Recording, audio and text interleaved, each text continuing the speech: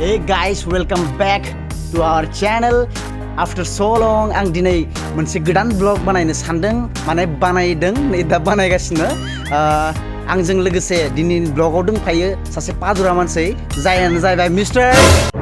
नै पादुरा नायनि रागा जोंदो एक्सप्रेसनखौ नाय नोंथांमोना। पादुरानि एक्सप्रेसनखौ। ओके, जों मायाव थांनो नागिरदों नोंथांमोननो खोन्थाग्रोनोसै। जों नाग्रिजुलिनि मा जोबोद मोनसे फेमास जायगायाव थांनाय जों नामखौ जों खोन्थाथ'वाखै दा। नोंथांमोना भिडिअखौ नायलांबाय था, अब्लासो नोंथांमोना जायगाखौ नुगोन। भिडिअखौ नायाबा मिस खालामलांगोन। स' द्याट इज वाट नाग्रिजुलिनि जोंनि जोबोद फेमास मोनसे जायगाखौ जोङो दिनै एक्सप्लर खालामगोन। एला खालामजोबगोन। मा एल'गोन? मबाइलजों एल'गोन। एला खालामजोबगोन। अके, स' जोङो दिनै थांगोन सानैजोंनो। स' बेबो एक्सप्लर खालामगोन, आंबो एक्सप्लर खालामगोन। ओमफ्राय लोगोसेनो सानैबो साहा लोंना फैनोसै 10 थाखानि। अके, स' आंनि धन्न'आ मोनफैथ'वाखै, आंनि धन्न'खौ नेगासिनो। So' let's wait. Hello' friends, it's आनसु। आङो दिनैनि भिडिअखौ जागायनायनि आगोलावनो नोंथांमोननो बिन'म ट्रेडिं एपनि बागै खोन्थानो सानदों। जि एपनि मददजों नोंथांमोना गिदिर कम्पानियाव इनभेस्ट खालामनो हागोन।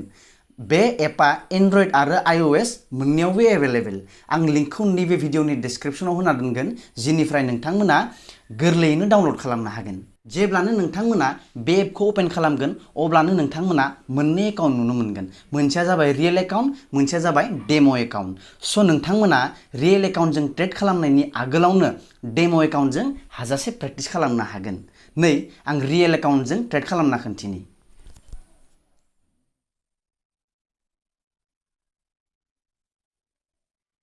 बेयाव मिनिमाम ट्रेड भेलुआ 350 रुपिस। स' जों बेजोंनो स्टार्ट खालामगोन। नोंथांमोना जास्ट प्रेडिक्ट खालामनो नांगौ जे नैबे ग्राफआ गाहायाव थांगोन ना गोजौआव थांगोन। स' आं सानो जे बे ग्राफआ गोजौआव थांगोन। स' लेट्स स्टार्ट।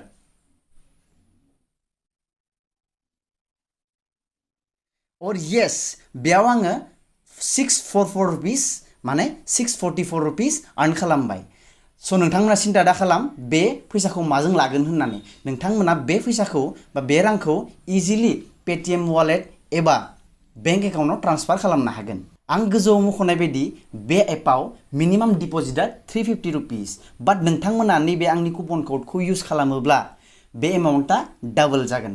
आरो लोगोसेयैनो नोंथांमोना डिसक्रिपसनाव होनाय लिंकनिफ्राय बे एपखौ डाउनलड खालामोब्ला 65,000नि डेम' एकाउन्टखौबो मोननो हागोन आरो हाजासे प्रेक्टिस खालामनो हागोन। स' नोंथांमोना आंनि भिडिअखौ नायखांनानै डिसक्रिपसनाव थांदो आरो लिंक होखानायनिफ्राय एपखौ डाउनलड खालामदो। Thank you.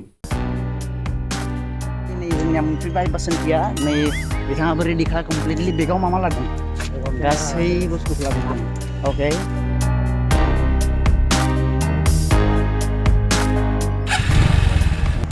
स' गाइस, नै दा जों थांगासिनो। जोंनि गामिखौ बारथ'वाखै, दासो स्टार्ट खालामदों जार्निखौ। नोंथांमोना भिडिअखौ नायलांबाय था, जोबोद इन्टारेस्टिं जागोन दिनै। गाइस, आं मोनसे फोरमायनो लुगैदों। दिनै जोंनि नाग्रिजुलि एरियायाव दिनैनिफ्राय फुटबल गेम जानो थांगासिनो। स' नै बिथिं फुटबल गेमा जागासिनो। आइ मिन स्टार्ट जागोन दा। फुटबल गेमा अलमस्ट स्टार्ट जाबायनो होनजायो। स' दिनैनिफ्राय स्टार्ट जाबाय फुटबल गेमा नाग्रिजुलि जोंनि खाथरबारि फिल्डआव। स' सोरबाफोर जुदि नायनो फैनो गोसो दंबा फैजागोन। दिनैनिफ्राय स्टार्ट जागोन बियो। स' बेनो दा जों जोंनि डेस्टिनेसिम थांगासिनो।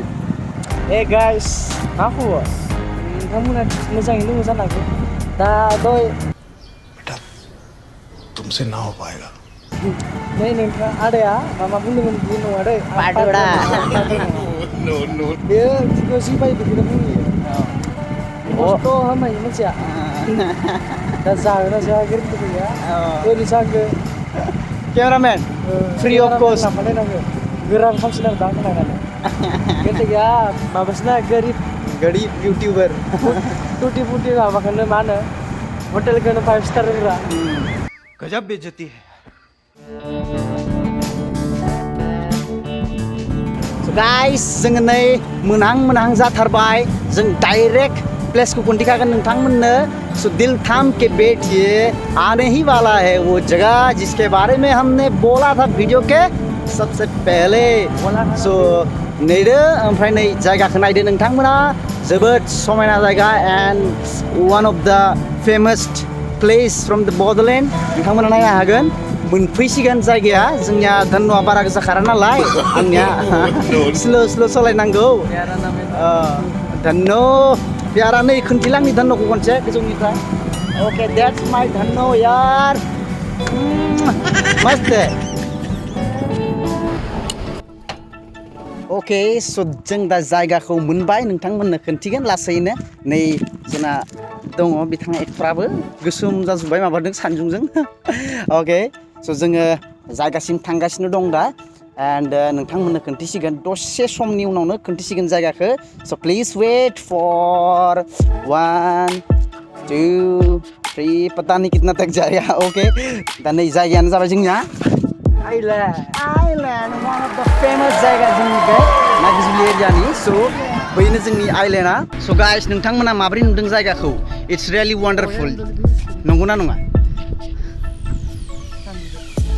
that's cool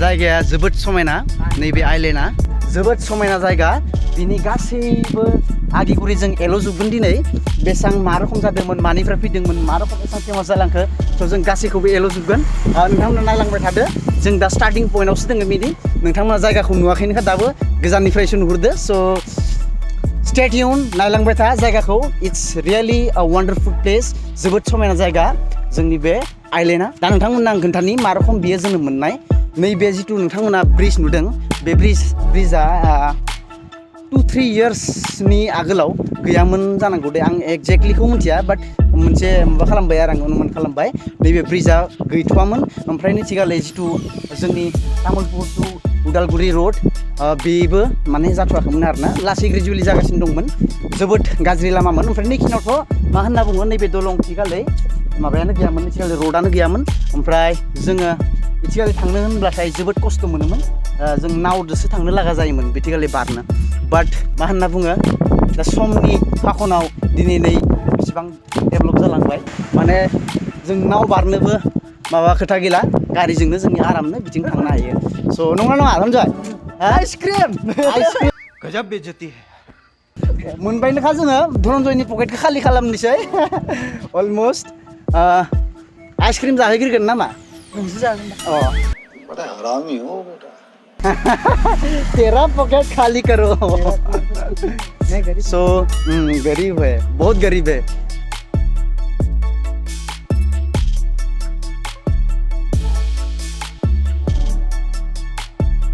so that's really wonderful नङा होनब्ला so नायदो नोंथांमोना जायगाखौ it's one of the best place here guys दानियाबा आङो नैबे आइलेन्ड एन्ड हाइलेन्डनि जिथु कनफिउजन बेखौ आं गोजान खालामनि नोंथांमोननो गोबाङानो बेखौ हाइलेन्ड होनो सोरबा आइलेन्ड होनो स' बै आइलेन्ड आरो हाइलेन्ड होननायनि जाहोनखौ आं नोंथांमोननो खोन्थानि दिनै मोनथियाबा कनफिउजनखौ गोजान खालामना ला नङा होमबा सानजा नैबे जिथु हाइलेन्ड होननायनि जाहोनानो जाबाय माने बेहाय गासैबो दैमासोमोन नालाय ओमफ्राय बेहाय फुरा बालाखौ थिखांजोब्बाय ओमफ्राय गोजौ बानायजोब्बाय जायगाखौ I mean जिथु गेजेराव मोनसे पर्सन दं स' खोनानै गोजौ बानायनायखायनो बेखौ हाइलेन्ड होनना बुङो खायफाया आरो आइलेन्ड होननायनि जाहोनानो जाबाय माने नैबे जिथु प्लेसआ नैबे जायगाया दैमानि गेजेराव दङ स' बिनिखायनो बेखौ आइलेन्ड होननाय जायो बेवहाय माने मानसिफोर फैनायनि लेट गैया गोबां मानसिफोर फैयो बेवहाय दाथ' समा बेसे जाखो 4:30 जाबाय नामाथाय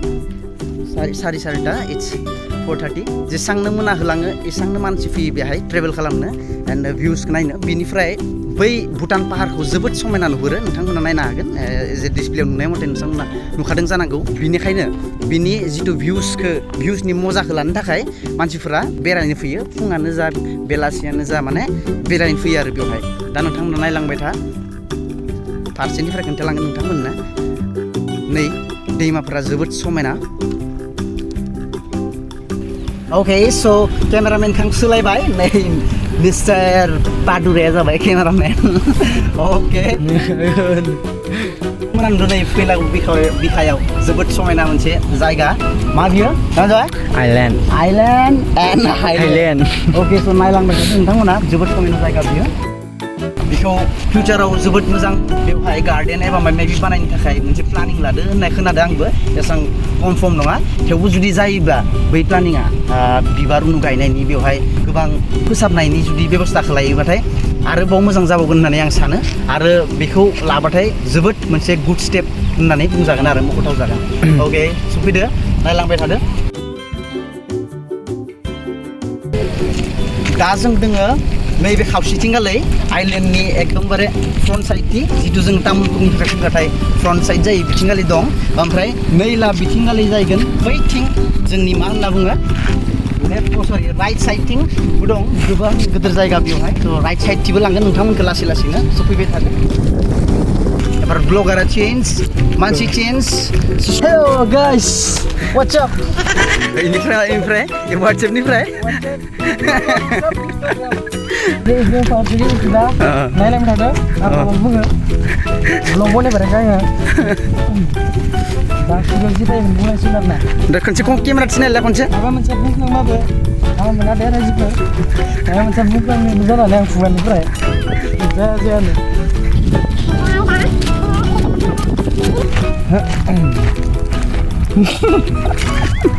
नै नोंथांमोना मानसि फैनायखौ नायनो हागोन माने गोबां मानसि फैयो बेवहाय एकदम कन्टिनिउसलि मानसि फैबाय थायो स' लेटआनो गैया आरो मानसि फैनायनि स' गाइस जायगाखौ नोंथांमोना मारै मोन्दों नायहरनानै जोङो कमेन्ट सेक्सनाव खोन्थाहर नायदो बैनि भुटान हाजोआ इनिफ्राय साफा नुहुरो स' नोंथांमोना बेखौ नायनानै माबोरै मोन्दों जोंनो कमेन्ट सेक्सनाव खोन्थाहर स' हियर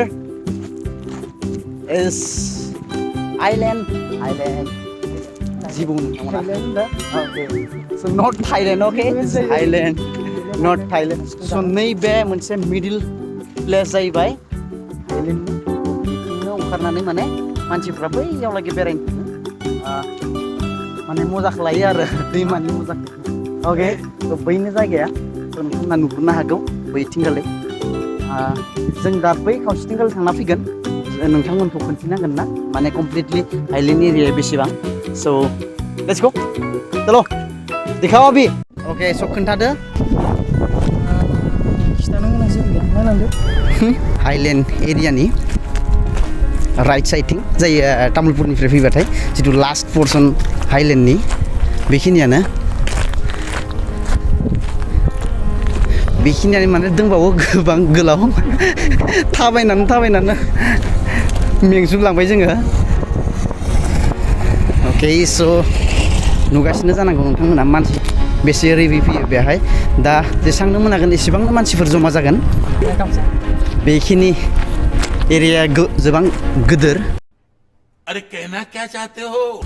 बेखिनि एरियाया गोबां गिदिर आइलेण्डनि जिथु मिडिल प्लेस नैबे नुदोंना नोंथांमोना नैबे गेजेरनि एरिया ड्रन थानायमोनबा नोंथांमोननो सायाव बिरनानै खिथिनो हागौमोन नाथाय मा हम गरीब हैं हमारे पास ड्रोन नहीं है ओके सो बिनि जाहोनाव जोङो दिनै नोंथांमोननो ड्रोन शटखौ खोन्थिनो हायासै दाउ फानांगोन दा मबाइलखौ दाउखौ दाउखौ फाननानै लानांसिगोन होनब्ला ड्रोन हेलो बाबु oh here hi say hi bung hi Hai. ay bawa konsep ini kamera nih deh bolo hi Hai. hey mamungnya Buru-buru. ये तो गजब कांड हो गया भाई तुम्हारा नाम तो की Pranjol Rabat. की Pranjol Rabat. प्रांजल राभा तुम्ही किमान क्लासत परा 6. क्लास 6 बा बरिया पढिबा मोनदों जोङो नै बेनो लास्ट नै दलंखौ नुहुरदों नोंथांमोना बै ससेया दलं ओमफ्राय बै ससेयाबो दलंमोन जों फार्स्ट गाखोबोनाया ओमफ्राय मा होनना बुङो बे बिथिंबो दलं गेजेराव दङ जोंनिया हाइलेण्ड जिथु नोंथांमोना दा नुदों नैबे गेजेरा पर्सना स' बेनो आइलेण्ड एभ्रिथिं नोंथांमोना फैनो हागोन बेवहाय बेरायनो मानो होनब्ला बेवहाय जाय फैयो बिथांमोनासो मिथिगौ माने बेसे पिस एसे मोजां नाङो बिनिफ्राय जेब्ला माने मोनाबिलि सम जायो बिनिफ्राय भुटान हाजोखौ नायहरनाय मजायानो बेलेग नंगौना होनजाय हा बेसे मजा बुंनाय हिन्दार जानाय बायदि मोजां हेल' फस्ला मोसाना लाखिसै बागुरुम्बा दाउस्रि दालाय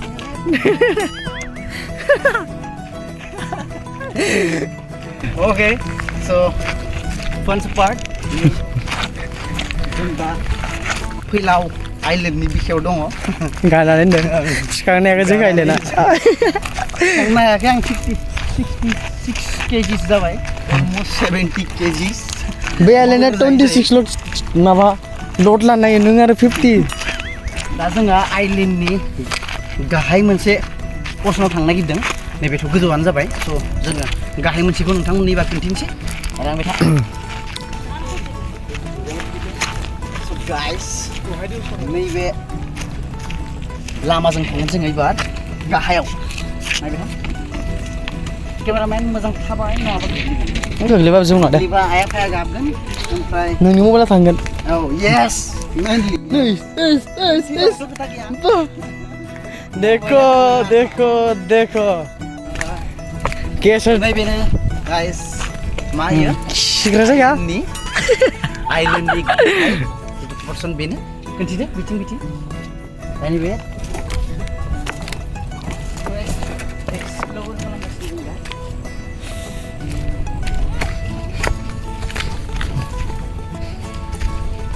माबोरै दं लोगोफोर माबोरै दं खिन्थाबायनो र'न्द्रेस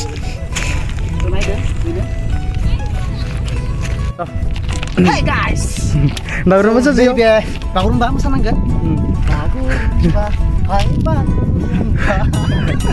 अल्लाह माफ करे बहुत मनुष्य लग रहे हो मत करो रहने दो बहुत बुरे लग रहे हो तौबा तौबा तौबा थारा मूड खराब कर दिया ओके स' नैबेनो जोंनि आइलेन्डनि गाहाय जिथु पर्सन दैमानि बेयाव गोबां दै फैयो बिथिंजाय खिन्थु दा गैथ'ला एसे रानबाय दैलाङाव दाथ' दैलाङानो नायलाय दैलाङा जुबां अबस्थायाव थेवबो थेहां अबस्था अबस्था दा दैया इथिं गैथ'ला नैबे मिडल पार्टआव दा साइड साइडथिंसो दङ दैया बिथिंबो दं बिथिंबो दं नोंथांमोना नायनो हागोन केमेरामेन खिथि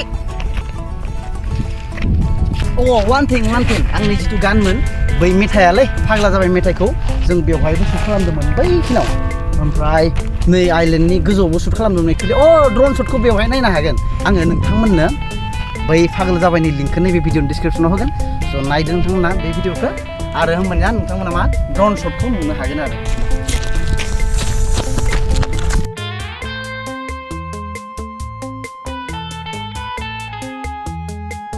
जोङो दङ दा गाहाय बैनो बिदि दङ आइलेन्डआ थाइलेन्ड बिदि दङ ओमफ्राय जों दा गाहायाव दङ ओमफ्राय दा आइनो मिस्टार इन्डिया ज' थांनानै गरम मोनजोबा गोलोमलायबाय अके गोजा स' जाबाय बेनो जोंनि हाइलेन्डनि स्ट'रिया जियानो जाथोंसै बेनो जोंहा एल'जोब्बाय गाहायथिं गोजौथिं गासैथिं बेल' नांगौ गथाय एल'जोब्बाय माबा र' दै सिङाव बेल'दों मा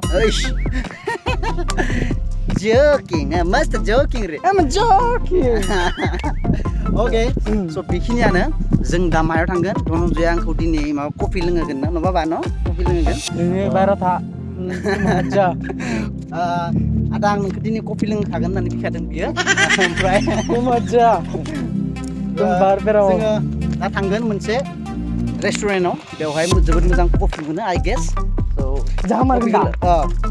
नोंनियासो पकेटा खालि जानांगोन दिनै अके स' लेट्स गो बेक थांगासिनो जों दा मोनसे रेस्टुरेन्ट है थांलायलायालै खावलायफोरानो सरि बेटा तुमसे ना हो पाएगा मैं गरिब हूं ना मा खालामनो दा अके जों दा थांगासिनो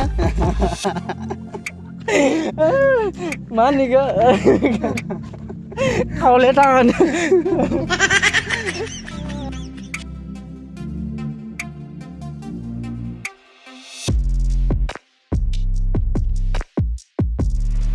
धनन्जय नों आंखौ दा जाहोनो मा अर्डार खालामदों मा रल नों जानाङा खिन्थु आं जागोन चिकेन रल ओमफ्राय चिकेन रल जों मा बिनि उनाव कफि बेखौ नों मोनलोङा